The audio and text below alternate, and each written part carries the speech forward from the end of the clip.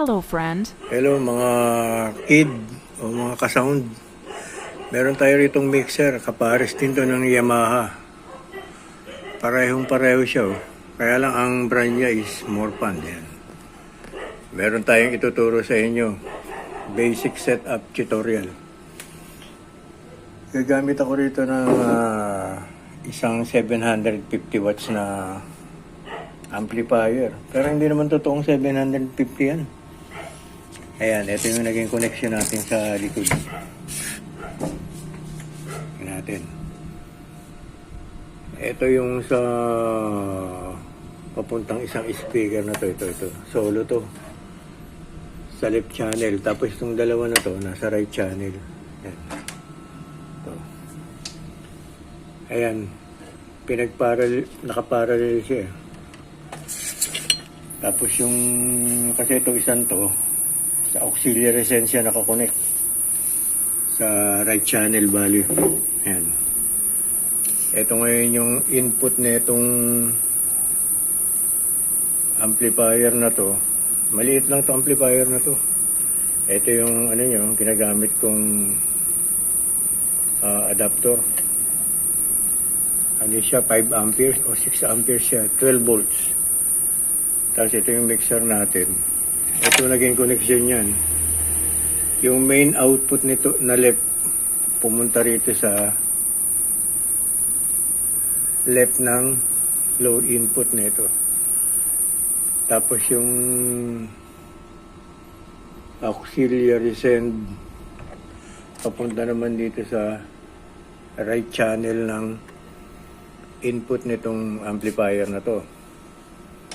Ito kasi hindi tayo gumamit dito ng crossover.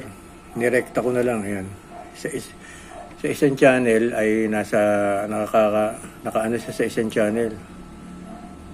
Naka-auxiliary send. Tapos yung isang channel naman nasa left sa main output. Ayan.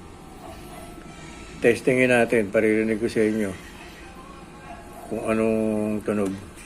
I-on natin to. Ayan. Tapos, ito namang mixer. Yan. Gagamit tayo ng USB. Ito, papatunugin natin. Yan.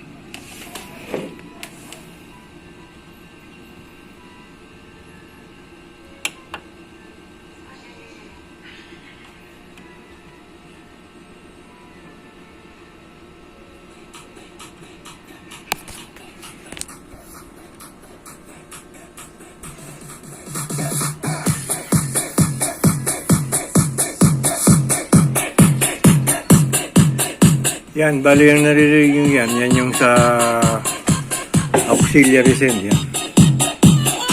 Yan siya.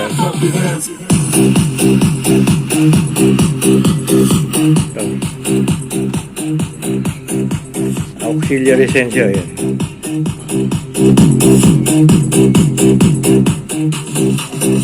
So yun. Ito konektado siya dyan.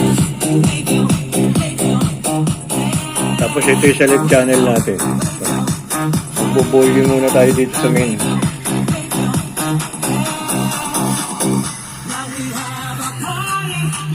Patayin muna natin tong auxiliary para marinig natin tong tunog na itong sa main output left. Ayan. Ito yun, dalawa na yan.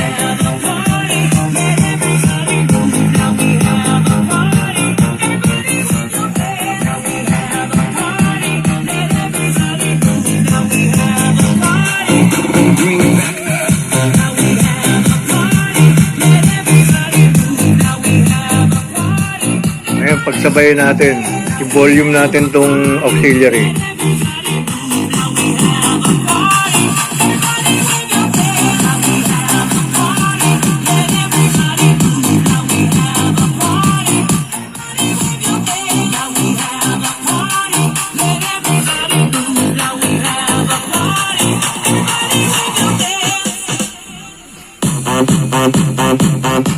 Meron ba kayo napapansin na kakaibang tunog? Paki-comment nyo kung ano.